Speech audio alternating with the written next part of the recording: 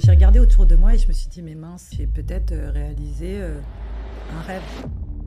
J'ai réalisé ça très jeune, que je pouvais pas faire de ma passion mon métier. Ok. Et ça, c'est des déceptions qui sont horribles parce que tu ne peux t'en vouloir qu'à toi. J'essaye de faire de ma vie un roman magnifique. Et l'échec, c'est toi. C'est pas quelqu'un d'autre qui t'a fait que machin. C'est toi, c'est ta performance personnelle. Comment est-ce qu'on peut développer ça très tôt chez les enfants? Comment est-ce qu'on peut leur inculquer que l'échec fait partie de la réussite? Mon pire souvenir scolaire, c'est vraiment pas savoir quoi faire dans la vie. Quels conseils aurais-tu aimé recevoir quand tu étais enfant? Khadija roulait des pâtes à tarte dans une usine, mais dans sa tête, elle rêvait toujours d'une vie extraordinaire.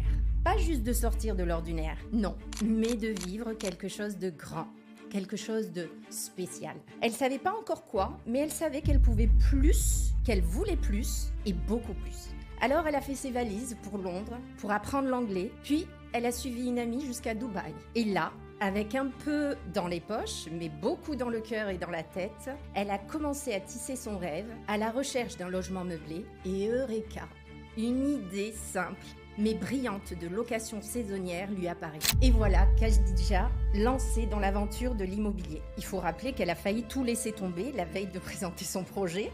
Oui, mais l'amitié et sa propre ténacité l'ont poussée à continuer. Grâce à des rencontres déterminantes, elle n'a pas juste survécu à Dubaï, elle y a prospéré et actuellement, elle vit la vie de ses rêves. Khadija, tu es un exemple de courage, de détermination, de persévérance, d'audace et surtout de foi en la beauté de ses propres rêves. Tout d'abord, merci d'accepter mon